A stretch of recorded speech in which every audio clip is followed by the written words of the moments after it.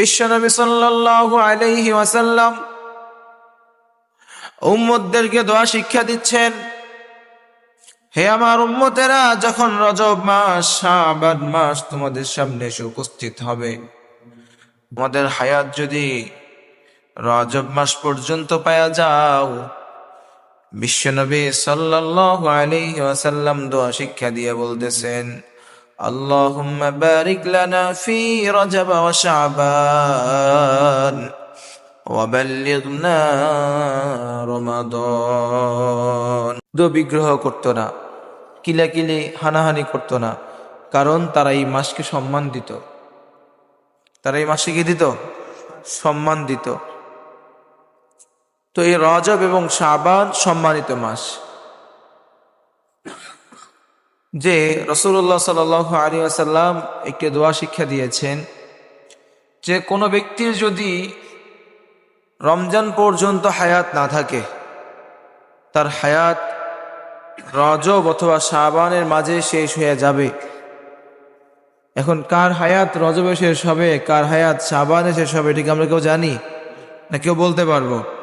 আমরা কেউ জানিও না, আমরা কেউ বলতেও পারবো না যে আপনার আমার হায়াত কখন শেষ হবে, হ্যাঁ আমরা কবে কোন মাসে মারা যাব। তো এই জন্য বিশ্বনবী সাল্লাল্লাহু আলাইহি ওয়াসাল্লাম উম্মতদেরকে দোয়া শিক্ষা দিচ্ছেন, হে আমার উম্মতেরা, যখন রজব মাস শাবান মাস তোমাদের সামনে এসে উপস্থিত হবে, তোমাদের হায়াত যদি রজব মাস পর্যন্ত পাওয়া যাও, বিশ্বনবী সাল্লাল্লাহু আলাইহি ওয়াসাল্লাম দোয়া শিক্ষা দিয়ে বলতেছেন, আল্লাহুম্মা বারিক লানা ফি রজব ওয়া শাবান ওয়া বাল্লিগনা রমাদান।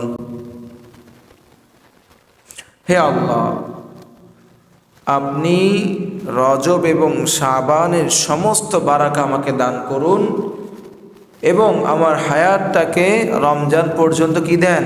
বাড়ায়া দেন। তাহলে দোয়াটা কত সুন্দর না?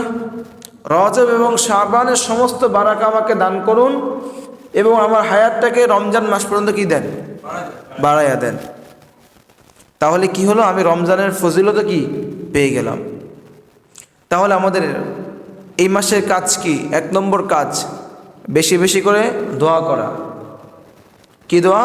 আল্লাহুম্মা বারিক লানা ফি রজব ওয়া শাবান ওয়া বাল্লিগনা রমাদান। এই দোয়াটা আমরা বেশি বেশি করে তালকিন করা, বেশি বেশি করে পাঠ করা। 2